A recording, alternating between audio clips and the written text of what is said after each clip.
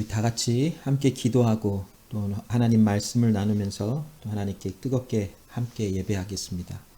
다 함께 기도합니다. 하나님 아버지 감사합니다.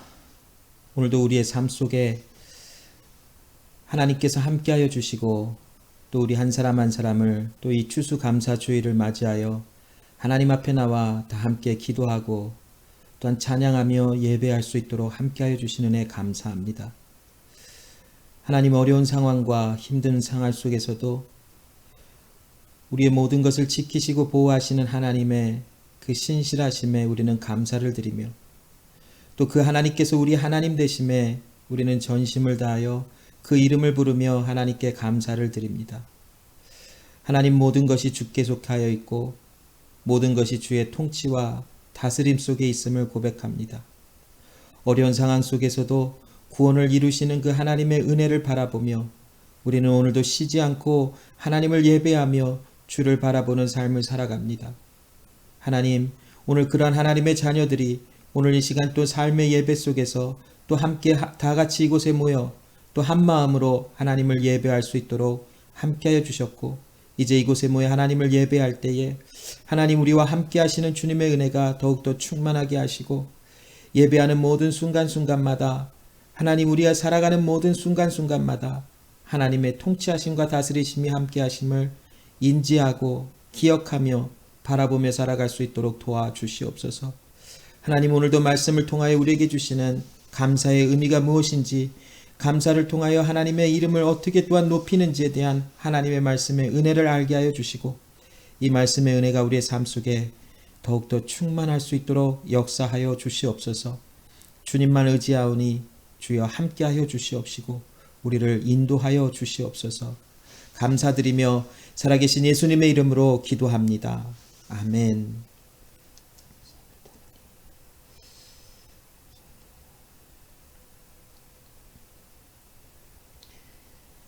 자, 우리 함께 믿음으로 고백합니다. 주는 그리스도시요 살아계신 하나님의 아들이십니다. 주는 그리스도시요 살아계신 하나님의 아들이십니다. 아멘. 오늘은 추수감사주일입니다. 또 하나님께서 우리에게 또 하나님 베풀어 주신 그 은혜 또 하나님의 우리 하나님 되심을 감사하는 마음을 특별히 또한 구별하여 하나님 앞에 함께 드리는 추수감사주일의 예배입니다. 우리는 모든 삶의 한가운데서 하나님을 찬양하며 그 이름을 높이며 그 하나님께 감사함이 마땅하지만 오늘은 또한 특별히 추수감사주일을 기념해서 더욱더 마음을 다하여 주님의 은혜를 또한 생각하면서 그 주님의 은혜에 감사하는 그런 귀한 시간을 또한 그런 예배를 드리기를 원합니다. 자, 오늘 함께 나누실 하나님의 말씀은 이사야서 12장 1절부터 6절까지의 말씀입니다. 구약성경 이사야 12장 1절부터 6절까지의 말씀입니다. 하나님의 말씀을 제가 읽겠습니다. 그날에 내가 말하기를 여호와여 주께서 전에는 내게 노하셨사오나 이제는 그 노가 쉬었고 또 나를 안위하시오니 내가 주께 감사하겠나이다 할 것이라. 보라 하나님은 나의 구원이시라. 내가 의뢰하고 두려움이 없으리니 주 여호와는 나의 힘이시며 나의 노래시며 나의 구원이심이라. 그러므로 너희가 기쁨으로 구원의 우물에서 물을 기르리로다. 그날에 너희가 또 말하기를 여호와께 감사하라. 그 이름을 부르며 그 행하심을 만국 중에 선포하며 그 이름이 높다 하라. 여호와를 찬송할 것은 극히 아름다운 일을 행하셨음이니 온 세계에 알게 할지어다. 시온의 검이나 소리를 높여 부르라. 이스라엘의 거룩하신 자가 너희 중에서 크심이니라 할 것이니라. 아멘. 자, 오늘 이사야 12장 1절부터 6절 말씀을 통해서 우리는 감사에 대하여 한번 좀 생각해 보며 그 오늘 이사야 12장 1절부터 6절 말씀이 감사에 대하여 어떻게 말하고 있는지를 또 하나님은 그 말씀을 통해서 우리에게 감사의 의미가 무엇인지를 어떻게 말씀하고 계시는지 그것에 대한 말씀의 은혜를 나눠보기를 원합니다.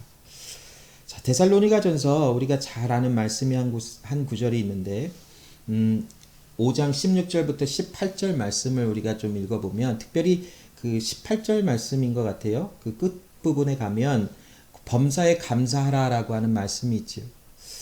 여기 말씀을 다시 한번 읽어보면 항상 기뻐하라, 쉬지 말고 기도하라, 범사에 감사하라. 이는 그리스도 예수 안에서 너희를 향하신 하나님의 뜻이니라 라고 하는 말씀이 기록되어 있음을 봅니다. 이 데살로니가전서 5장 16절부터 18절에 있는 내용 중에 한 구절의 말씀을, 한 곳의 말씀의 내용을 보니까 범사에 감사하라 라고 말씀을 하고 있어요. 자, 범사에 감사한다라는 것이 과연 어떤 모양을 말하고 있을까요? 또 범사에 감사하라라고 하는 것이 과연 어떤 방향성을 가지고 우리에게 범사에 감사하라라고 말씀을 전하고 있을까요? 범사에 감사한다라는 것이 항상 하나님 앞에 감사하려고 노력하라라고 하는 것을 이야기하고 계실까요? 아니면 우리의 삶 속에 하나님께서 복을 주신 것에 대한 어떤 조건과 어떤 복을 주신 것 같은 그런 상황들을 생각해내보고 기억해내며 그것에 대해서 감사하라고 말씀하시는 것일까요? 아니면 또한 어려움 중에서도 상대적으로 비교적으로 감사할 수 있는 조건이 무엇인가를 찾아봄으로 하나님 앞에 범사에 감사하라라고 말씀하고 계시는 것일까요? 과연 범사에 감사하라라고 하는 말씀의 의미가 무엇일까요? 여러분은 범사에 감사하고 계십니까? 범사의 모든 상황 가운데서 하나님 앞에 감사하고 계시는가? 이것에 대한 질문에 대한 답을 우리는 지금 오늘 말씀을 나눠보면서 한번 스스로에게 할 수 있으면 좋을 것 같아요. 범사에 감사한다라고 할 때에 우리가 일반적으로 드는 생각을 우리가 좀 살펴보면 감사할 수 있는 조건을 막 찾아서 하나님 앞에 감사를 고백해야 한다라는 것을 우리는 자주 생각하고는 해요. 만약 어떤 분이 어려움 속에서라도 감사해야만 한다라고 한다면 보편적으로 이렇게 생각할지도 몰라요. 나에게 10개의 좋은 것이 있었는데 그나마 6개를 잃어버리고 4개라도 남아있으니 이것에 감사한다 라고 하는 어떤 그러한 조건을 찾아보면서 하나님 앞에 감사한다라고 할지도 몰라요. 물론 그런 것에 대해서 감사하지 않는 것보다는 어쩌면 나을 수도 있겠지요. 그러나 과연 범사에 감사하라라고 하시는 이 하나님의 말씀, 어쩌면 우리가 이것을 지켜 행할 수 없을 것 같은 이러한 말씀을 하나님은 말씀을 통하여 우리에게 범사에 감사하라라고 어떤 의미에서 말씀을 하고 계시는 것일까요? 우리는 해년마다 추수감사주일이 되면 어떤 분들은 감사할 수 있는 조건들을 찾아서 기록해 나가면서 하나님 나에게 이것도 해주셔서 감사합니다. 또 한 해 동안 나에게 이런 많은 복을 주셔서 감사합니다. 하나님께서 나에게 이런 것도 주셨고 이런 것이 성취되게 하여 주셨으니 감사합니다라고 하는 조건을 하나님 앞에 드리며 감사하는 그런 시간들을 보내곤 합니다. 물론 어떤 면에서 보면 맞아요. 하나님께서 우리에게 베풀어 주신 그 수많은 일들에 우리는 감사하는 마음을 표현하는 것이 당연하겠지요. 그러나 감사라고 하는 이 하나님 앞에 범사에 감사하라라고 하는 이 하나님의 말씀의 본질이 과연 우리에게 있는 조건에 의해서 하나님 앞에 감사를 드린다라는 것이 이 감사의 본질적인 의미인가라는 것을 한번 우리는 생각해 봐야 합니다. 오늘 우리는 이사야 12장 1절부터 6절 말씀을 통해서 이사야서를 통해서 말씀하고 있는 감사가 무엇인지를 우리는 한번 살펴볼 것입니다. 그 말씀 가운데 정말 진정한 감사의 본질이 무엇인지 감사하라라고 하시는 하나님께서 요구하시는 이 말씀이 어떤 의미를 갖고 있는지를 우리는 한번 살펴보기를 원해요.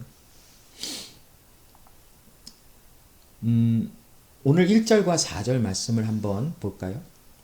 이사야 12장 1절부터 6절의 말씀은 그 하나님의 구원에 감사하는 그 내용을 담은 하나의 노래와 같은 형식을 갖고 있는 그런 말씀이에요. 그런데 이 말씀 12장 1절부터 1절로 6절까지의 말씀 중에 1절과 4절 말씀에 보면 이런 단어로 이 말씀이 시작을 해요. 그 날에라고 하는 말로 시작을 합니다. 1절에도 보면 여기 빨간 글씨로 표시되어 있는 그 날에라고 하는 말이 표현되어져 있고 4절 말씀, 이 12장은 두 부분으로 우리가 나눠볼 수 있어요. 1절부터 3절로 또 4절부터 6절. 어떤 분들은 1절과 2절 또한 4절부터 3절부터 6절의 어떤 두 부분으로 나눌 수 있다라고는 하지만 오늘 이 말씀을 나누면서 저와 여러분들은 이사야 12장 1절부터 6절의 말씀을 두 부분으로 나눌 때에 1절부터 3절 또 4절부터 6절의 말씀으로 좀 구분 지어서 오늘의 말씀 감사에 대한 것을 좀 찾아보려고 해요. 근데 1절과 4절에 처음 시작하는 이 각 부분에서 이 말이 시작하는 부분을 찾아봤더니 그 날에라고 하는 말로 시작을 하고 있어요. 어떤 날을 말하고 있을까요? 선지자 이사야는 이사야 12장의 말씀 1절과 또 4절을 기록하면서 그 날이라고 하는 것을 과연 어떤 날을 가리키며 이 말씀을 기록하고 있을까요? 이사야 11장 10절부터 11절 말씀에 보면 하나님의 구원의 날, 또 회복의 날이라고 하는 그러한 개념의 말씀이 기록되어 있습니다. 11장 10절부터 11절 말씀을 한번 읽어보면 그날에 이새의 뿌리에서 한 싹이 나서 만민의 기호로 설 것이요 열방이 그에게로 돌아오리니 그 거한 곳이 영화로우리라.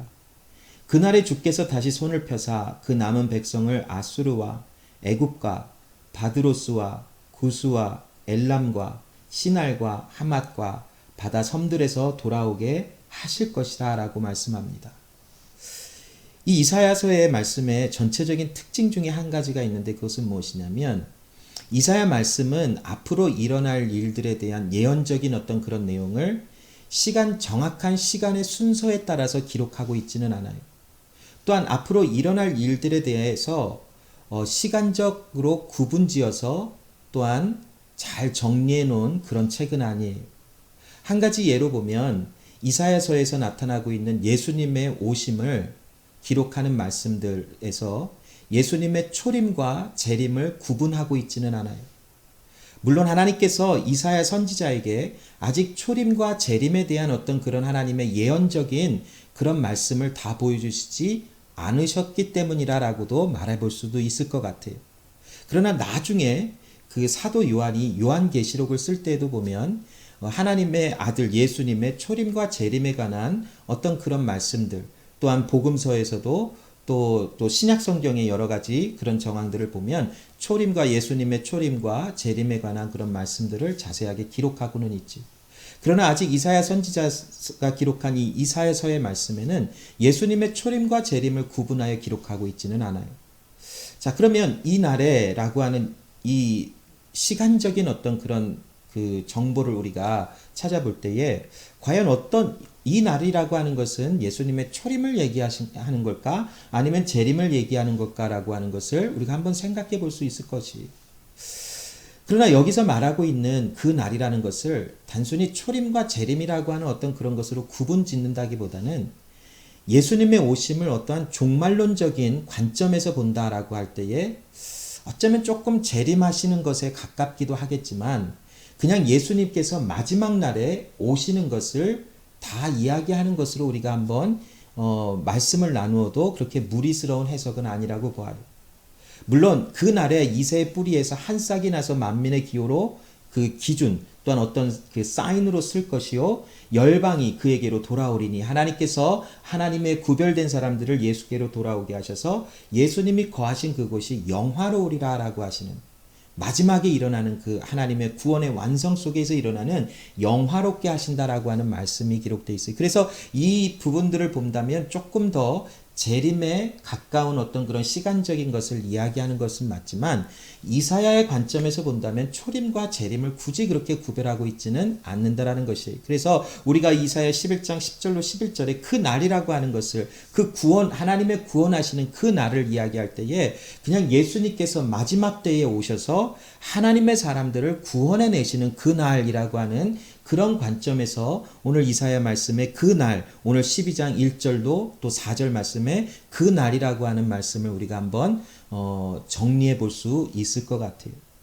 또한 이 말씀 속에서 그 날이라고 하는 것을 단순히 이제 미래에 일어날 어떤 하나님의 구원적인 관점에서만 보는 것이 아니라 이사야 시대에 이제 가까운 미래에서 나타날 실질적인 이스라엘을 이방 나라에서 하나님의 구원의 은혜 속에서 그들을 구원해 내셔서 다시 이스라엘로 돌아오게 하시는 그 하나님의 그 제2의 출애굽과 같은 그런 구원의 의미를 또한 말씀하고 계세요.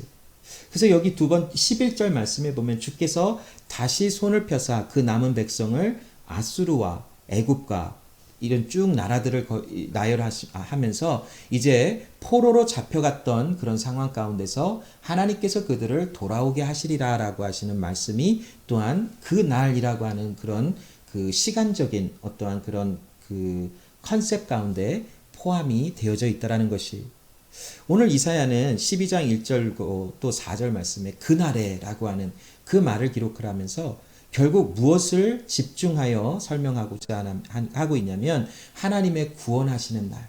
그것이 이사야 선지자와 그 이스라엘 백성들, 북이스라엘과 남유다 사람들, 또 그 하나님의 사람들에게 일어날 가까운 미래적인 어떤 그런 구원의 날을 의미하기도 하고 또 전 우주적인 먼 미래에 나타날 그 하나님의 구원에 완성시키실 영화롭게 하시는 하나님의 은혜의 날, 그 구원의 날을 또한 이야기하고 있다라는 것이 자, 그 날에 하나님께서 이 말씀 속에서 말하시는 이 말씀의 뜻을 보면 그 날에 너희가 하나님 앞에 감사합니다를 고백할 것이다라고 말씀하고 있어요. 자, 1절 말씀으로 한번 다시 돌아가 볼게요. 그날에 내가 말하기를 여호와여 주께서 전에는 내게 노하셨사오나 이제는 그 노가 시었고 또 나를 안위하시오니 내가 주께 감사하겠나이다 할 것이니라. 하나님의 구원의 은혜, 하나님의 구원하심을 볼 때에 또 하나님의 구원하심을 알 때에 하나님의 백성들로 하여금 그날에 하나님께 감사합니다를 고백할 수 있게 하신다라는 것이 이것을 우리가 나누면서 오늘 이 시간 지금 이 말씀을 또한 나누면서 그 날이라고 하는 것을 우리가 단순히 미래적인 어떤 관점에서만이 또 아니라 이미 이루어진 하나님의 구원과 또 앞으로 성취되어질 구원의 날을 또한 함께 생각하며 하나님의 구원의 은혜를 감사하는 삶을 살아가는 것이 하나님의 사람들의 삶에 마땅하다라는 것에 대한 컨셉을 또한 함께 가지고 이 말씀을 좀 나누었으면 좋겠어요. 좀 뭔가 복잡해지는 것 같지요. 그러나 이사야의 관점 또 우리 지금 현재 시대를 살아가는 우리의 관점 이 모든 것을 좀 종합해서 하나님께서 먼 미래 또 가까운 미래에 이루실 구원의 날을 바라보며 그 구원하심에 감사하는 것이 맞지만 이미 이루어 주신 하나님의 이 창세 전부터 그 정하신 그 구원하심을 우리는 또한 바라보면서 이미 이루어진 구원 또한 앞으로 성취되어지고 완성되어질 그 구원이라고 하는 하나님의 행하실 그 은혜를 바라보며 우리는 그 날에 감사합니다를 하나님께 감사한다라는 것을 바라보며 오늘 말씀을 좀 나누는 것이 자 여기 보면 1절에 제가 이렇게 그 가로를 쳐서 그 표시한 부분이 있는데 여호와여 주께서 전에는 내게 노하셨지만 이제는 그 노가 시었고 또 나를 안위하신다라고 하는 말씀 이것은 결국 하나님의 진노 하나님의 심판이 이제는 지나가고 하나님의 구원이 하나님의 사람들을 구원해 내셨다라고 하는 그 말씀의 내용이에요. 그래서 그날에 하나님께 감사하는 이유는 무엇이냐면 하나님의 구원에 대한 구원하심에 대한 감사를 표시하고 있다라는 것이 근데 여러분 여기에 보면 왜 하나님의 진노하심이 있고 하나님의 구원하심이 동시에 나타나는 것일까? 성경은 우리에게 하나님의 구원과 또 하나님의 심판에 관해서도 이야기하고 계세요. 자, 이스라엘 사람들이 하나님의 구원의 은혜 속에서 하나님의 구원의 약속, 언약 백성으로 살아가면서 또한 하나님의 심판이라고 하는 것을 통과하면서 하나님의 심판이 이제 지나가고 하나님의 구원의 은혜가 성취되어지고 완성되어지는 것을 경험하면서 그 하나님 앞에 감사한다라고 하는 그런 내용들이 이사야 말씀에는 참 많이 기록이 되어져 있어요. 하나님의 심판의 그런 말씀을 선포하시는 것과 하나님의 구원하시는 것을 선포하시는 것에서 하나님의 심판과 하나님의 구원은 하나님의 행하시는 그 공의 안에 또 하나님의 성품 안에 또 하나님의 주권적인 행하신 안에 다 있다라는 것을 또한 우리는 이사야서를 통해서 또한 찾아보고 나눠볼 수 있어요. 자, 여기 하나님의 심판과 구원에 관해서 우리가 좀 살펴보면서 이사야서에 대한 전반적인 어떤 그런 배경을 좀 함께 나누면서 감사에 대한 것을 또 나누길 원해요. 자, 이사야 선지자는 그 남유다의 4명의 왕이 그 통치할 때에 선지자로서 하나님께로부터 보냄을 받은 사람이었었어요. 여기 빨간색으로 표시된 그 남유다의 왕들의 이름을 좀 살펴보면 우시야, 또한 요담, 아하스, 히스기야 왕 때에 하나님께서 이사야를 그 남유다의 선지자로 세우시고 하나님의 말씀을 전달해 주셨어요. 이사야의 마지막은 이 므낫세가 그 히스기야의 뒤를 이어서 왕으로 되었을 때에 조금 있다가 이제 이사야는 그 죽임을 당한 것으로 알고 있어요.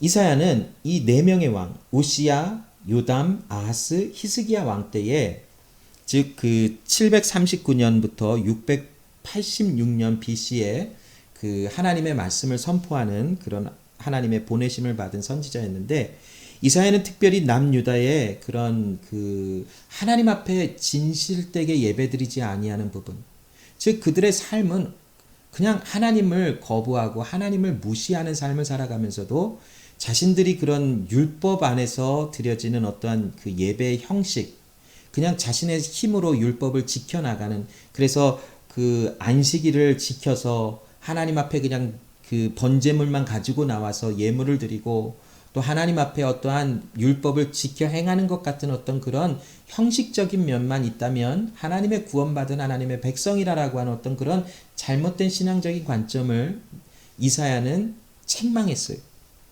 그리고 하나님을 예배한다 하면서도 남유다 안에서 수많은 우상숭배의 그런 더러움이 있었고 왕으로부터 모든 백성에 이르기까지 우상숭배와 또 하나님을 거부하는 하나님의 백성으로서의 삶의 어떤 그런 모양을 전혀 살아가지 못하는 그런 모습들이 남유다에 참 많이 있었어요.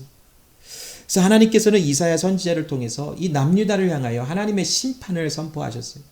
하나님의 책망하심, 어찌하여 너희가 더 매를 맞으려고 그러한 더러움 속에서 남아있는가라고 하는 어떤 그런 말씀들이 이사야 1장 말씀부터 시작되어지고 선포되어지고 있는 말씀이지.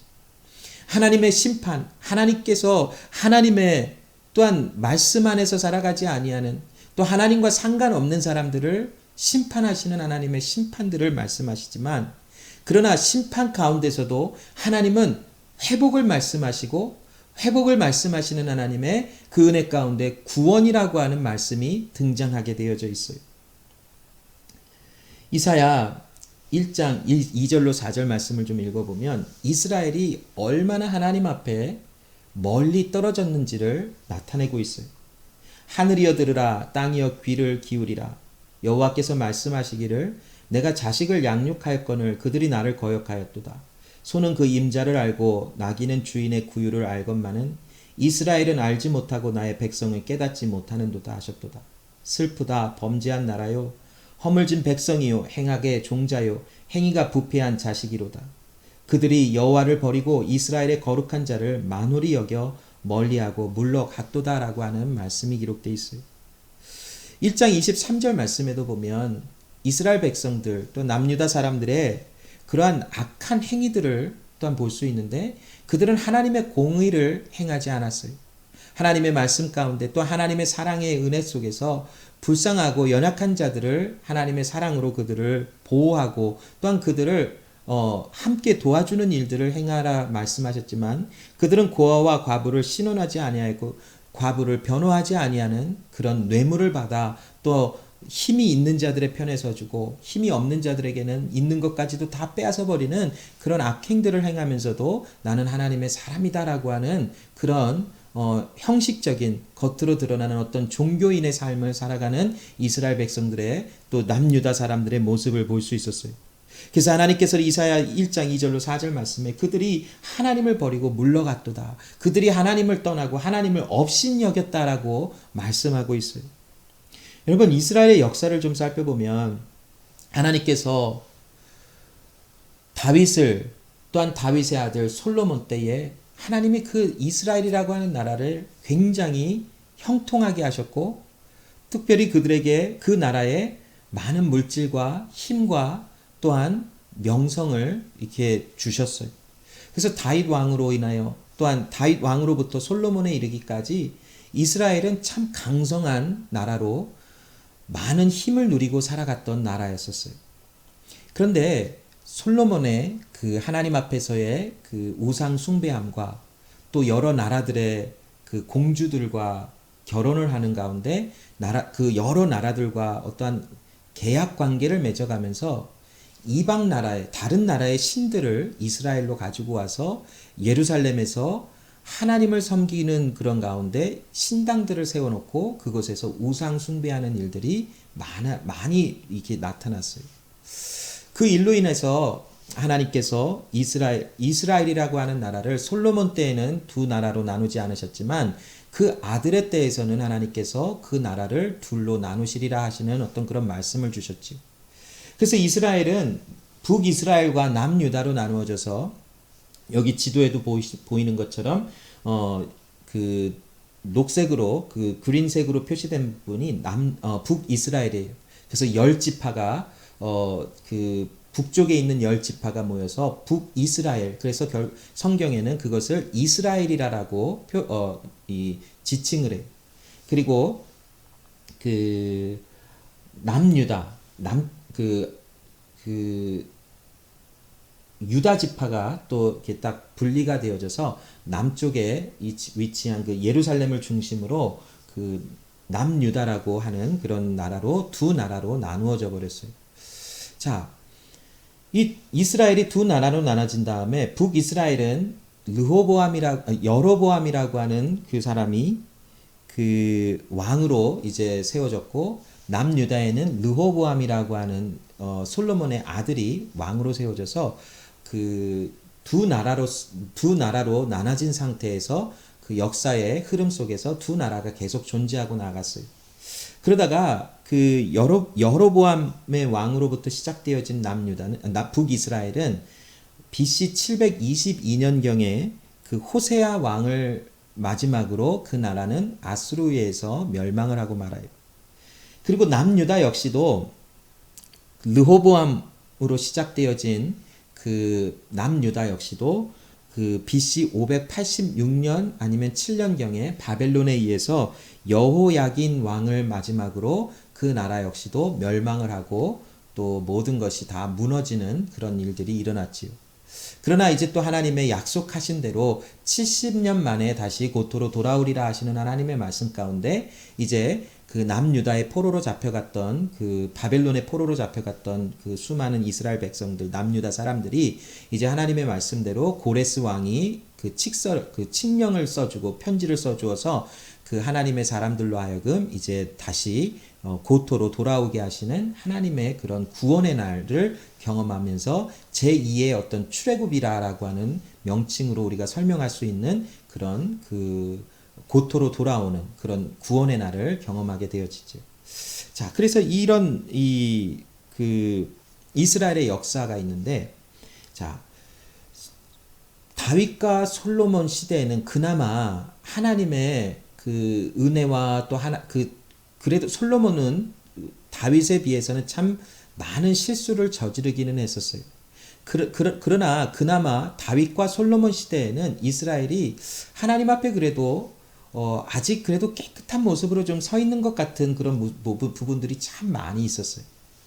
그러나 다윗과 솔로몬 시대를 지나고 이제 북이스라엘과 남유다로 나누어져서 북이스라엘은 여로보암 왕이, 남유다는 르호보암 왕이 통치를 하면서 정말 급속도로 이 두 나라가, 특히 이스라엘이라고 하는 나라가 두 나라로 나눠져 북이스라엘과 남유다가 빠른 속도로 타락해 나가는 그런 모습들을 볼 수 있어요.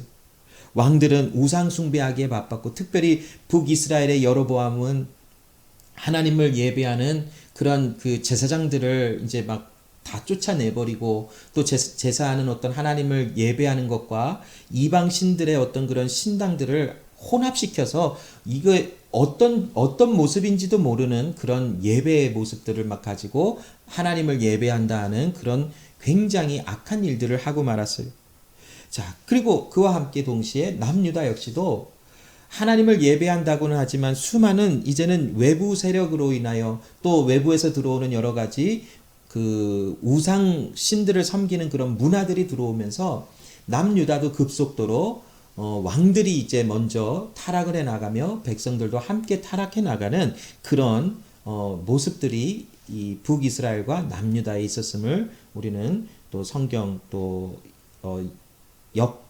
열왕기 상하 또 역대 상하를 읽어보면서 또 이사야 말씀을 읽어보면서 우리는 쉽게 찾아볼 수 있는 그런 말씀들이에요. 자, 그러한 그 모습들이 있는 가운데 이사야 10장 5절부터 7절 말씀에 보면 하나님께서 특별히 아수르라는 나라를 이제 들어서 북이스라엘 또 하나님의 그 말씀하고 있는 그 이스라엘을 치시리라라고 말씀하세요. 화 있을진저 아수르 사람이여, 그는 나의 진노의 막대기요 그 손의 몽둥이는 나의 분하니라.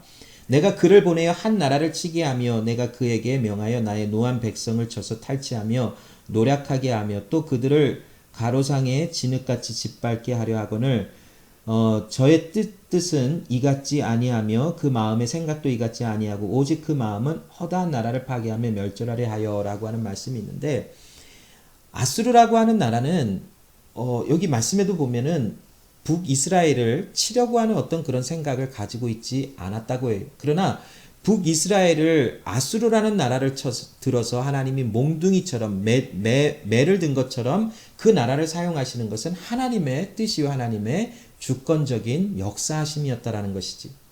하나님께서는 이처럼 아수르라는 나라를 또 사용하시고 또 이방 수많은 나라들을 사사시대에도 보면 많은 이방 나라를 통해서 이스라엘을 계속 치시는 어떤 심판에 들어가게 하시는 것과 같은 모습으로 이스라엘을 계속하여 다루시는 모습들을 나타내셨어요.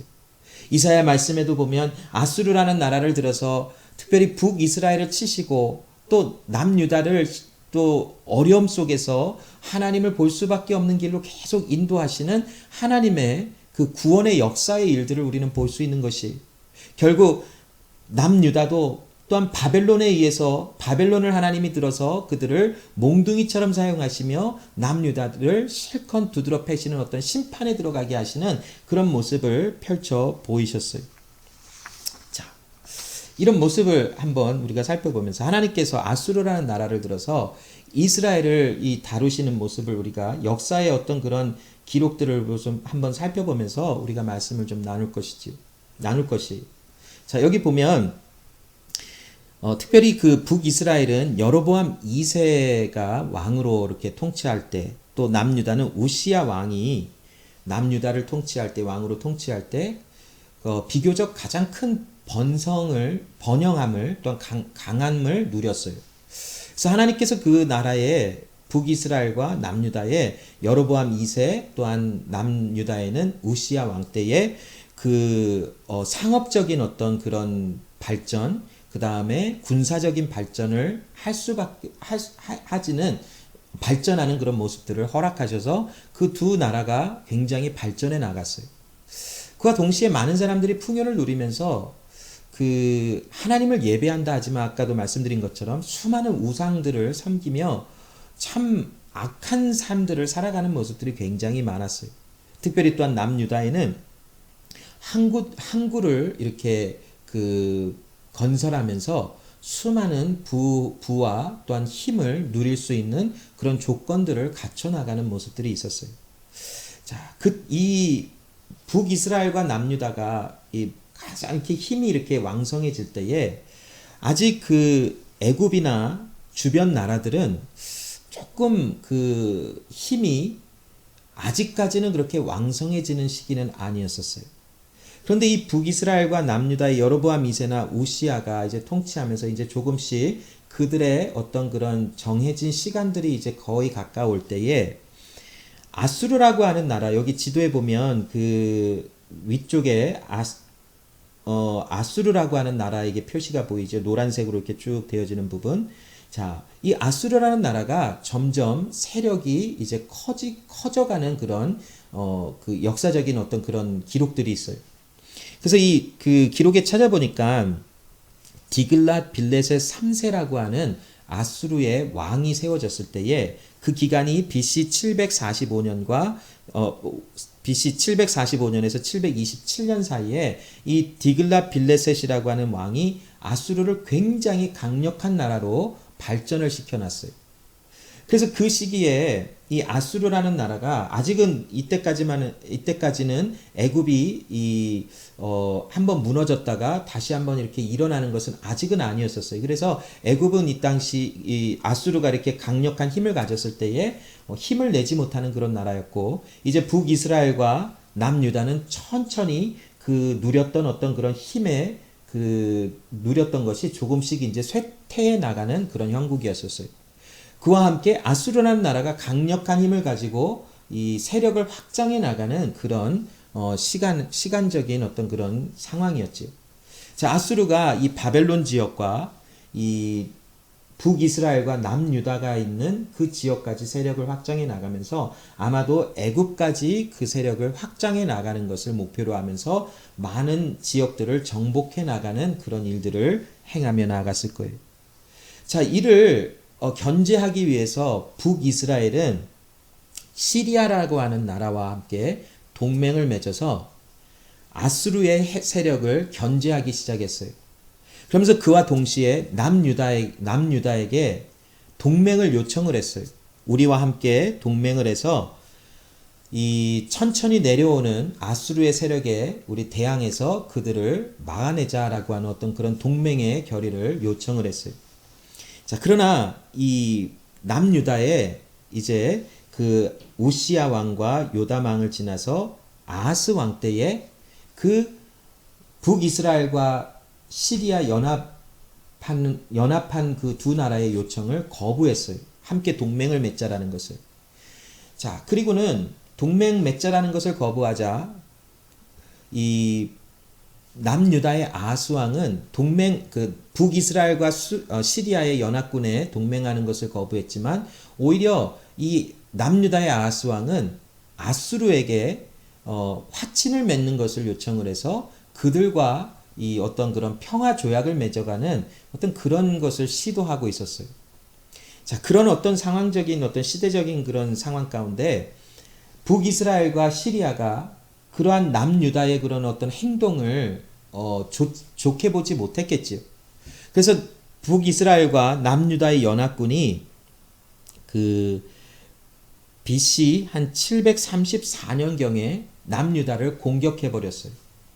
자, 공격해서 들어오니까 이 남유다의 아하스 왕이 이제는 굉장히 당황하고 아마 놀랬을 것이, 갑자기 연합한 그 북이스라엘과 그 시리아의 연합군이 남유다를 공격하러, 예루살렘을 공격하려고 내려오자 굉장히 그런 어떤 그런 당황함 가운데 그가 내렸던 결정은 무엇이냐면 아수르에 지원 요청을 했어요.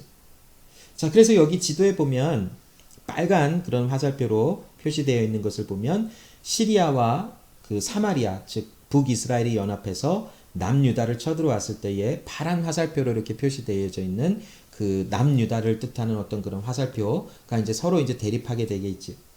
그때에 이 조금 전에도 말씀드린 것처럼 남유다의 아하스 왕이 시리아에 요청을 해서 시리아의 아수르의 그 왕이 그 지원 요청에 허락을 해요.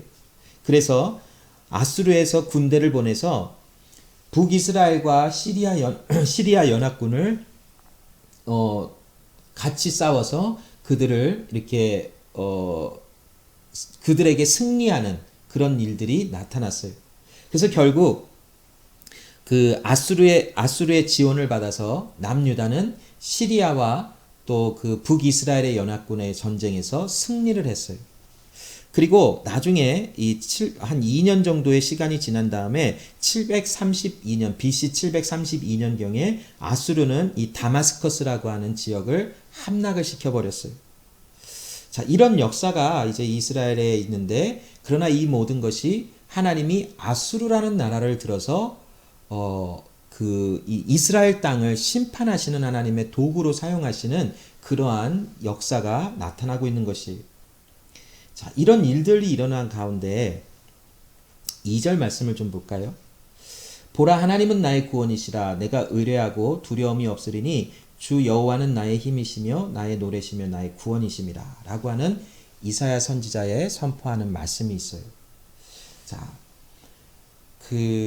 아하스 왕이 북이스라엘과 시리아의 연합군이 남유다로 이제 진격해서 들어온다는 소식이 들어왔을 때 굉장히 당황하고 굉장히 두려워 떨었어요. 그때에 이 선지자 이사야가 아하스 왕에게 나가서 왕이시여 두려워하지 마시고 하나님을 의지하시고 하나님께 구하십시오 라고 했더니, 아하스 왕이 나는 하나님을 의지하지 않겠다. 나는 하나님께 이러한 이 상황 가운데 하나님의 도움을 요청하지 않을 것이다 라고 이사야의 그런 권면의 말을 무시해버려요.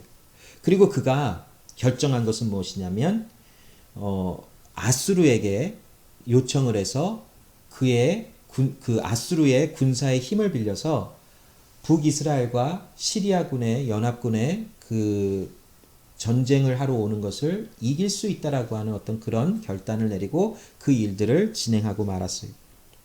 자, 이사야는 그 당시 아하스 왕에게 하나님의 말씀을 전할 때에도 그의 마음속에는 이 2절에 동일한 마음이 있었을 거예요. 구원은 하나님께로만 오는 것이다. 또한 우리가 두려워하지 아니하는 것은 하나님이 우리의 구원이시며 그 하나님은 우리의 인도자시며 우리를 지키시는 하나님이시다. 그러므로 우리는 그 하나님의 이름을 노래하며 그 하나님 안에서 기뻐하는 자가 바로 하나님의 부르심을 받은 사람들이라 라고 하는 것을 전달했을 것이에요. 그러나 이스라엘의 남유다의 왕이었던 아하스 왕은 당장 눈앞에 나와 있는 북이스라엘과 시리아군의 연합군의 위협에서 눈에 보이지 아니하는 하나님을 의지하는 것보다는 눈에 보이는 어떤 아수르, 굉장한 강력한 힘을 가진 군대를 가진 아수르에게 지원 요청을 해서 승리를 할 수 있겠다라고 하는 그 생각을 가지고 이 일들을 하며 하나님을 의지하지 않는 모습을 보여요. 자, 그러나 이 3절 말씀에도 보면 하나님은 그러므로 우리가 기쁨으로 구원의 우물에서 물을 길르리로다 라고 하는 말씀을 주시는데, 어떤 말씀을 주시는 것이냐면 이 3절을 통해서 마르지 아니하는 우물에서 물을 계속 지속적으로 건져낼 수 있는 것처럼 하나님의 구원하심은 멈추지 아니하고 하나님의 사람들을 향하여 구원의 은혜를 계속 베풀어 주신다라고 하는 하나님의 말씀이에요. 그러므로 우리는 그곳에서 기뻐할 수 있는 것이다. 왜 기뻐할 수 있냐면 하나님의 구원하심은 멈추지 않기 때문에. 자, 비록 북이스라엘과 시리아가 연합을 해서 어떠한 이해관계에서 오해가 생겼든 아니면 서로 이해관계에 맞지 아니하여서 북이스라엘과 시리아가 연합하여 남유다로 전쟁을 하러 치러 들어왔던 어떤 상황 가운데서라도 하나님의 백성을 구원하시는 하나님의 구원하시는 그 역사는 멈추지 아니한다라는 것이, 마치 여기 3절에 우리가 구원의 우물에서 물을 길러내므로 기뻐할 수 있는 것처럼 하나님의 구원의 역사는 멈추지 아니하고 하나님의 사람들을 향하여 끊임없이 나가고 있으며 그 하나님의 구원의 은혜 속에서 우리는 기뻐할 수 있고 우리는 두려워하지 아니하며 그 하나님의 이름을 부르며 그 하나님 안에서 즐거워할 수 있는 그런 모습으로 우리가 부름을 받았는데, 이 남유다의 왕 아하스는 그 하나님을 의지하지 못했어요.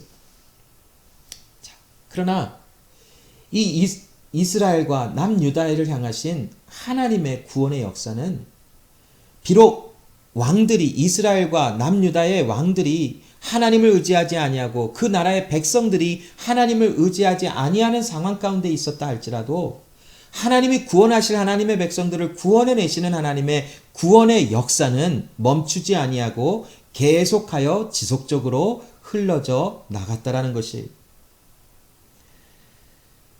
그에 대한 증거를 우리가 좀 더 살펴볼까요? 이제 아수르에 의해서 BC 722년에 북이스라엘은 완전히 멸망을 해버려요.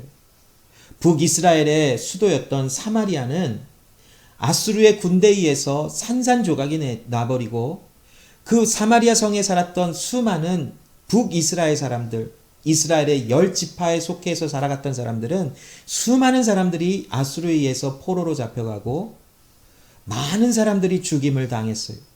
그리고 아수르가 다른 나라 사람들, 이방 나라 사람들을 사마리아 성에 이주를 시켜서 그 사마리아 성에 살아가는 사람들의 모든 그 인구 분포를 혼합시켜버려요. 그래서 더 이상 순수한 이스라엘의 백성들이 살아가는 것이 아니라 많은 이방 나라 사람들이나 또 이방 나라 사람들과 결혼하여 혼합되어진 어떤 그런 피를 가진 그런 사람들이 이제 사마리아 성에 살아가는 그런 모습들이 이제 만들어졌어요.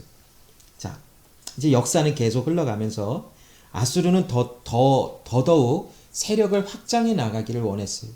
이제 시리아와 북이스라엘을 멸망시켰으니 아수르는 계속 이 남으로 서남쪽으로 이렇게 진격을 하면서 남유다를 지나 애굽을 또한 점령하는 것을 원했을 것이에요.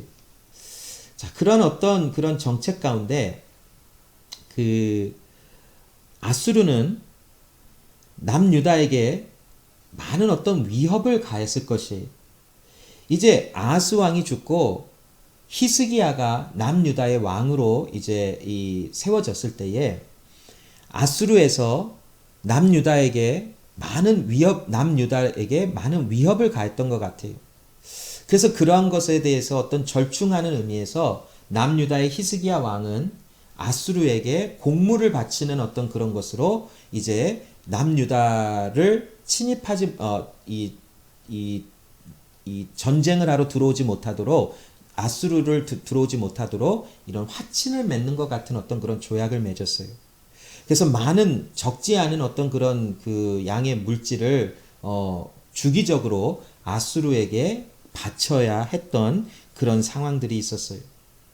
그러나 여러분 아까 3절의 말씀을 우리가 나눈 것처럼 이러한 상황 가운데서도 하나님의 구원은 멈추지 않았다라는 것이, 하나님의 구원의 역사는 멈추지 아니하고 하나님의 은혜 안에서 하나님의 구원하실 그 구원이 완성되어져 가는 그 날이라고 하는 그 날을 하나님께서 하나님의 백성들에게 세워주시고 경험하게 하시는 일들이 멈추지 않았다라는 것이, 역사는 계속해서 흘러나가면서 이제 아수르라는 나라도 하나님의 그 도구로서의 어떤 그런 그 사용되어짐이 다 되었던 것 같아요.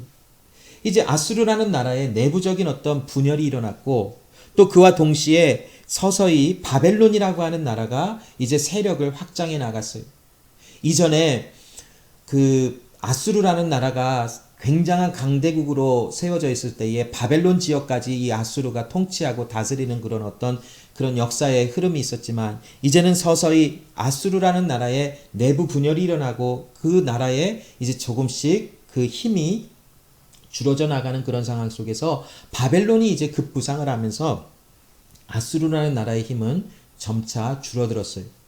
자, 그런 그 역사적인 상황 가운데 남유다의 히스기야 왕이 아수르를 향해서 반기를 들었어요. 우리가 더 이상 이제 공물을 바치지 않을 것이다 라고 하는 어떤 그런 선언을 해버리자 아수르의 그 당시 왕이 산헤립이라고 하는 왕이었는데 산헤립이 그 군사들을 이끌고 와서 남유다 예루살렘을 치러 들어왔어요. 그러나 결국 그것이 성공하지 못하고 패배하고 이제 아수르라는 나라는 바벨론에 의해서 BC 605년에 완전히 멸망하고 이제 바벨론의 시대가 펼쳐져요. 결국 남유다 역시도 바벨론에 의해서 그 BC 587년 아니면 6년경에 멸망을 하고 이제 예루살렘도 이제는 다 무너지는 그런 일들을 경험해요. 아까도 말씀드린 것처럼 그러나 하나님의 섭리 가운데 70년 만에 포로로 잡혀가고 또 멸망한 지 70년 만에 이제 그 바벨론 땅에서 다시 고토로 돌아오는, 이스라엘로 돌아오는 회복의 날들을 경험하는 그 날이 바로 아까 우리 이사야 10장 11절의 말씀을 읽은 아수르에서, 애굽에서, 그 당시 아수르와 애굽이 그 강대국으로, 이제 또 애굽은 상대적으로 연약했지만 그러나 그나마 어떠한 그 힘이 있는 나라들로 그곳에서 이제 몰려오리라라고 하는 말씀을 기록하면서 단순히 아수르와 어떤 애굽에서만을 이야기하고 있는 것이 아니라 이방 나라들에서 하나님의 백성들이 이제는 몰려오리라라고 하는 구원의 날, 다시 제2의 출애굽과 같은 말씀의 의미를 주면서 그 날, 구원, 하나님의 신원하시는 날, 구원이라고 하는 그 날을 경험하게 하시는 하나님의 구원을 이제 나타내고 계시는 것이지요.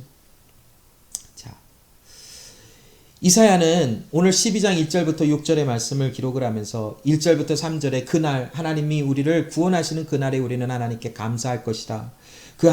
우리는 그 하나님을 의지할 수밖에 없는 것이고, 왜냐하면 구원이 하나님께로만 나오는 것이며 하나님의 구원은 우물이 마르지 아니하고 물을 길러낼 수 있는 것처럼 하나님의 구원의 역사는 절대로 멈추지 아니한다라고 하는 말씀을 나누고, 이제 4절부터 6절에 또다시 그날에 너희가 말하기를 여호와께 감사하라, 그 이름을 부르며 행하심을 만국 중에 선포하며 그 이름을 높다 하라라고 말씀을 선포하라라고 말씀을 합니다. 여러분, 자, 이러한 말씀을 우리가 읽어보면서 이스라엘의 전반적인 그런 긴 세월 속에 일어났던 역사를 우리가 같이 나눠보면서 무엇을 볼 수 있는 것일까? 오늘 과연 추수감사주일이라고 하는 이 날을 기념하면서 감사와 과연 이 이스라엘의 역사 속에서 또 하나님의 말씀하시는 이 이사야 12장 1절부터 6절 말씀을 통해서 우리는 어떤 내용으로 감사를 이해할 수 있을까라는 것이지. 여러분, 오늘 본문에서도 말씀하고 있는 그날은 결국 구원의 날이에요. 아직 이사야 말씀이 선포되어지는 이 말씀에 받는 지금 이스라엘 백성들은 그 날을 아직 경험하지는 못했을 것이지. 앞으로 다가올 그 날이지만 아직 어쩌면 바벨론에 의해서 멸망하기도 전에 선포되었던 이 말씀을 통해서 멸망 후에 나타날 그 날, 하나님의 구원의 날, 신원의 날을 생각하면서 감사하라라는 말씀을 전하고 있는 것을 볼 수가 있는데, 여러분, 감사라는 것을 우리는 어떻게 생각할 수 있을까요? 그날에 감사하라. 하나님의 구원하시는 그날, 우리는 그 하나님께 감사하며 그 이름을 부르며 그 하나님의 행하신 그 위대한 일을 만 백성에게 선포하는 일들을 감사의 은혜 가운데 행할 수 있게 되어지는 것인데, 그렇다면 감사는 무엇인가를 우리가 이 시간 생각해 볼 때에 우리는 이렇게 정의해 볼 수 있지 않을까요? 감사는 구속받은 사람들의 생활 방식이라는 것이. 여러분, 감사는 우리에게 어떠한 조건이 만족되어지기 때문에 하나님 앞에 감사한다라는 것이 아니에요. 물론 하나님께서 여러 가지 일들을 우리에게 펼쳐주신 것을 우리는 조목조목 나열하면서 감사할 수 있어요. 그러나 감사의 본질은 하나님께서 그런 어떠한 기적과 이사를 나타내 주시고 우리의 삶 속에 어떠한 복을 주셨다라고 하는 그런 기도의 응답을 주셨다라고 하는 것에 감사하는 것이 감사의 본질이 아니라, 감사라는 것은 하나님의 주권적인 은혜 아래서 우리에게 베풀어 주신 구원을 바라보며 하나님의 이름을 부르는 것, 또 그의 이름을 높이며 많은 사람들에게 하나님을 자랑하는 것, 이것이 감사의 본질이라는 것이.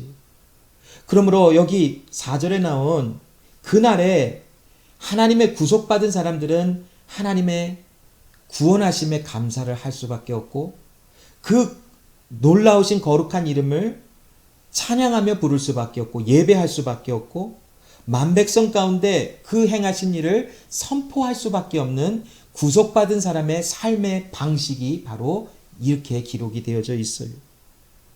여러분, 단순히 하나님께서 행하실 미래에 나타나실 어떤 구원을 바라보면서 우리는 그 하나님께 감사합니다를 외치는 것이 아니라 지금 이 시간 하나님이 약속하신 언약 아래서 이루어 주신 그 구원이 일어나실 그것이 현재 내 안에 이루어지면서 그 구원하신 하나님의 은혜에 그 모든 일을 주관하시는 하나님의 통치하심에 우리는 감사하는 것이. 맞아요, 여러분. 먼 미래에 언제가 될지는 모르지만 이제 예수님이 다시 재림하실 그날에 우리에게 주시는 하나님의 구원은 완성되어지고 다 성취되어져서 이제는 하나님의 아들 안에서 발견되어진 우리를 이제는 영화롭게 하시는 날이 반드시 올 것이에요. 그러나 여기서 말씀하고 있는 감사를 우리가 생각할 때에 먼 미래에 나타날 그 감사를, 그 구원을 바라보며 감사하라고만을 얘기하는 것이 아니라 지금 이 시간 역사의 현장 속에서, 구원의 역사의 현장 속에서 우리를 통치하시고 모든 일을 주관하시는, 구원을 완성시키실 그 하나님, 그 하나님이 지금 이 시간 그 구원의 모든 역사 속에서 모든 일들을 주관하시고 통치하시는 하나님의 신실하심에 감사하라는 것이, 여러분, 그것이 감사의 본질이라면, 우리가 만일 그 하나님의 은혜를 아는 자라면 우리는 모든 상황 속에서 하나님께 감사할 수 있는 자가 되었다라는 것을 우리는 선포할 수 있는 것이, 감사가 만일 하나님이 우리에게 베풀어 주신 어떤 조건에 만족하여 감사한다라면, 우리가 기도한 내용이 우리의 방식대로 응답되지 않았으면 우리는 반드시 이렇게 말할 거예요. 하나님은 내 기도에 응답하지 않았기 때문에 나의 삶의 조건은 내가 하나님 앞에 감사할 수가 없다라고 하는 결론을 내릴 것이.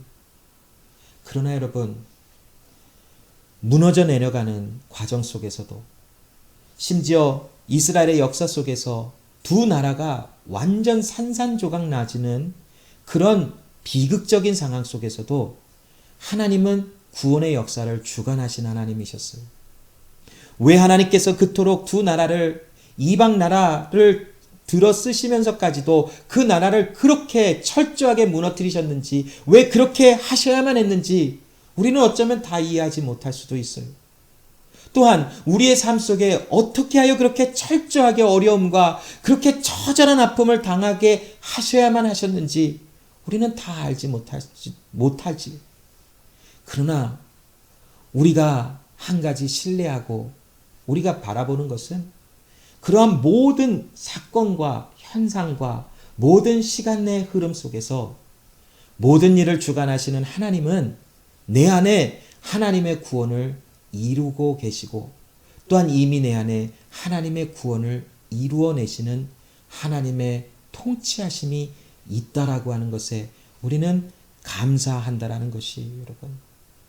그러므로 여러분, 우리의 감사는 단순히 2020년 한 해 동안 우리에게 하나님이 이런 일을 해주셨고, 또 나의 기도를 이렇게 들어주셨고, 내가 이러한 많은 물질을 얻게 하셨고, 나에게 이런 건강을 주셨고, 내가 질병 가운데서 힘들었는데 나를 이렇게 고쳐주셨고, 또 내가 기도한 응답에 응답하셔서 좋은 직장을 얻었고, 또 내가 그렇게 기도하던 집을 얻었고, 그렇게 기도하던 차를 얻었기 때문에 감사한다라는 것이 아니라, 구원을 이루시는 그 하나님의 주권적인 통치하심이 오늘도 나를 주관하시고, 오늘도 이 부족한 나를, 이 아무런 힘이 없는 나를 구원에 이르도록 인도하시는 그 하나님의 붙잡아 내심에 우리는 감사한다라는 것이. 그렇다면 여러분, 이 하나님의 행하시는 이 구원은 멈추지 않는 것이. 그러므로 우리는 모든 일 가운데 범사에 감사하는 것을 우리 가운데 가능해졌다라고 말할 수밖에 없는 것이죠.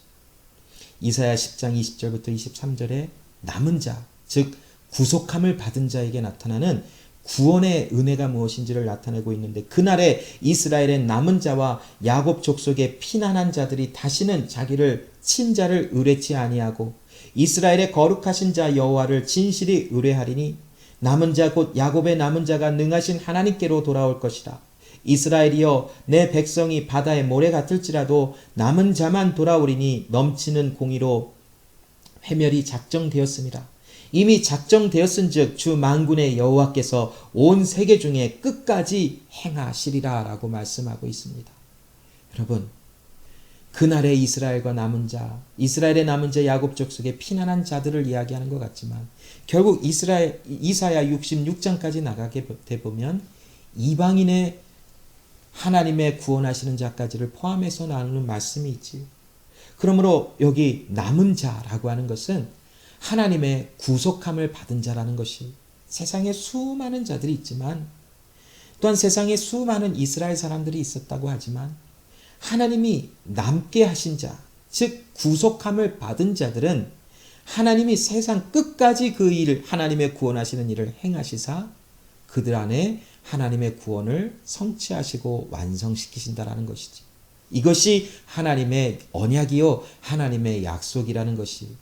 그러므로 우리에게 하나님 앞에 범사에 감사하라라고 말씀하시는 이 하나님의 의도는 무엇이냐면, 너희 안에 구원을 이루실 그 하나님은 신실하시니 범사에 너희가 넘어지든 일어나든 집에 앉았을 때이든지 밖에 일어설 때이든지 너희가 흥하든지 망하든지 건강하든지 연약하든지 성공하든지 실패하든지 하나님의 구원의 역사는 너를 놓지 아니할 것이니 모든 상황 가운데 그 하나님의 이름을 부르라라고, 그 하나님의 이름을 선포하라라고, 그 하나님께 너희의 마음을 드리며 그 하나님의 이름을 바라보라라고 하시는, 이것이 바로 범사에 감사하라고 하시는 하나님의 말씀의 뜻이라는 것입니다. 여러분, 우리는 그러므로 범사에 감사할 수 있는 자임을 오늘도 우리는 자신 있게 서로 나누며, 오늘도 우리는 모든 상황 가운데 나는 하나님께 감사함을 고백하는 일들을 우리는 열정적으로 끊임없이 하기를 소원합니다. 기도하겠습니다. 하나님 아버지, 감사합니다. 오늘도 그리스도 예수 안에서 하나님 나를 구속하시고 나를 붙잡아내시며 마침내 내 안에 구원이 성취되어지고 완성되게 하시는 하나님의 은혜가 있음을 알게 하심을 감사합니다. 그날에 하나님께 감사할 것이라 말씀하신 하나님, 우리는 이미 그날을 얻은 자이며 이미 우리는 그날을 알게 되어진 자들이 되었음을 감사합니다. 그러므로 이제 하나님께서 이루어내실 그 구원의 완성의 날을 바라보지만, 그러나 현재 이 시간 우리 안에 구원을 성취하시며 구원을 이루시는 그 하나님의 통치하심을 바라보며 그 구원이 우리에게 이미 임하였음을 믿음으로 선포하며 하나님께 감사하며 주의 이름을 부르며 만방에 하나님의 행하신 그 크신 일을 선포하는 구속받은 하나님의 사람의 삶의 방식으로 살아갈 수 있도록 역사하여 주시옵시고, 우리의 드리는 감사는 하나님께서 우리를 붙잡아내시고 하나님의 구원을 이루시는 그 구원에 반응되어지는 감사이오니, 우리의 모든 상황 가운데 이 감사가 고백되어지도록 역사하여 주시옵소서. 하나님의 그 주관하시는 역사 속에서 하나님의 이루어놓으신 수많은 구원하시는 그 일에 대한 흔적과 증거들을 봅니다. 때로는 어려움에 처하기도 하고, 때로는 형통한 많은 것이 잘 되어지는 것 같기도 하고, 때로는 여러 가지 아픔과 힘듦이 있지만 또 그 가운데서 위로와 평강이 있는 이러한 모든 일들이 바로 그리스도 예수 안에서 하나님이 구원을 성취해 나가시며 이루어 나가시는 증거들임을 바라보게 하시고, 범사에 감사를 하셨으니 모든 상황 가운데 하나님께 감사를 드리는 하나님의 사람들로 다 온전히 세워 주시옵소서. 하나님, 주님 은혜에 감사합니다. 그러므로 우리의 삶을 주님 앞에 전부를 드립니다. 물질도 다 주의 것이요, 우리의 삶도 다 주의 것이요, 우리의 모든 것이 다 하나님께 속한 것이오니 하나님께 이 시간 우리의 마음과 모든 것을 드리며 주님 앞에 감사를 고백합니다. 주의 손에 들려짐을 받은 하나님의 아들의 은혜 속에서 발견되어짐을 받은 하나님의 모든 백성들의 삶 속에 이제는 행하는 것이나 말하는 것이나 모든 것마다 주의 이름을 부르며 주의 행하신 그 크신 일을 자랑하며 선포하는 엄청난 일들이 이루어질 수 있도록 도와주시옵소서. 특별히 익투스 제자교회와 하나님 그리스도 예수 안에 교회로 부름을 받은 우리 모든 하나님의 사람들의 삶 속에 하나님의 형통하심이 넘쳐나게 하시고, 이 시대를 살아가며 그리스도 예수의 향기와 하나님의 살아계심을 증거하는 하나님의 온전한 교회로 세움을 받게 하여 주시옵소서. 일주일 동안 삶 속에서도 하나님 감사의 은혜가, 감사의 고백이 멈추지 않게 하시고 범사에 감사하는 그 모든 비밀이 우리 가운데 펼쳐지게 하여 주시옵소서. 감사드리며 살아계신 예수 그리스도의 이름으로 기도합니다. 아멘. 감사합니다. 자, 예배를 마쳤습니다. 몇 가지 광고 말씀드리겠습니다. 정성껏 준비하신 예물은 여러분 그 교회 카톡에 올려드린 주소로 발행하셔서 그 주소로 보내주시면 됩니다. 그리고 혹시 교회 주변을 이렇게 다니실 분이 있으시다면 교회에 그 준비되어진 그 헌금함에 드리셔도 되고, 또 그다음 저와 함께 만나는 그런 만남의 기회가 있을 때 저에게 직접 전달해 주셔도 됩니다. 그 교회를 위해서, 특별히 우리 한 사람 한 사람의 교회로 부름을 받은 우리 한 사람 한 사람들을 위해서 끊임없이 여러분 기도해 주시기 바랍니다. 또한 우리 하나님께서 우리 교회로 부름을 받은 하나님의 사람들을 또 함께 모아 또 이투스 제자교회라고 하는 믿음의 공동체를 이루게 하신 그 하나님의 은혜 아래서 또 그 이투스 제자교회 하나님께서 믿음의 공동체로 세워주신 이 공동체를 위해서 여러분 또 간절히 기도해 주시고, 또 여러분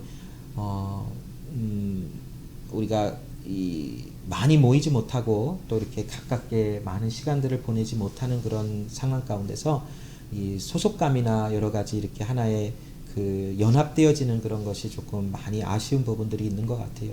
그래서 여러분 시간 나시는 대로 적극적으로 함께 또 교제도 하시고, 또 서로 이렇게 좋은 일들 있으면 또 아픈 일들도 함께 나누시는 그런 우리 공동체의 그런 아름다운 모습들이 있었으면 합니다.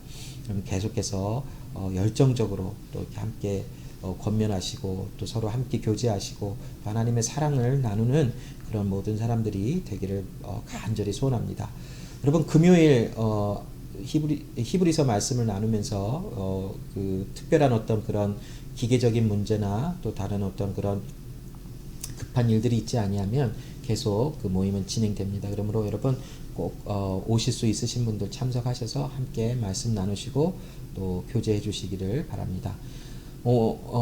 이번 주 산책 모임은 페펙스 코너에서 오후 4시에 갖겠습니다. 그래서 교회 카톡 방에 주소와 또 그 안내 말씀 올려드리겠습니다. 그래서 페펙스 코너에서 오후 4시에 그 산책 모임 합니다. 그래서 오실 분들은 꼭 함께 오셔서 교제 나눠주시고 또 그 모임 가운데 또 여러 가지 교제와 또 하나님의 말씀을 나눌 수 있는 기회들이 있다면 또 나누고, 또 우리의 삶 속에서 또 나눌 기도 제목들, 또 삶의 근황들을 함께 나누면서 또 아름다운 시간 내에 교제의 시간들을 갖기로 합니다. 그래서 꼭 함께 오셔서 또 교제해 주시고 또 많은 그런 행복한 시간들을 갖기를 원합니다.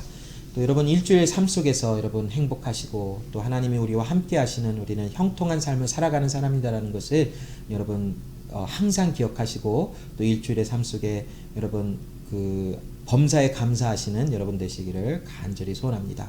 또 오늘 추수감사주일 하나님께 마음껏 더 마음을 구별하셔서 하나님께 감사로 드려지는 그런 시간들 되시기를 바랍니다. 다음 주에 또 함께 만나서 하나님께 뜨겁게 예배하겠습니다. 다음 주에까지 건강하시고 또 행복하십시오.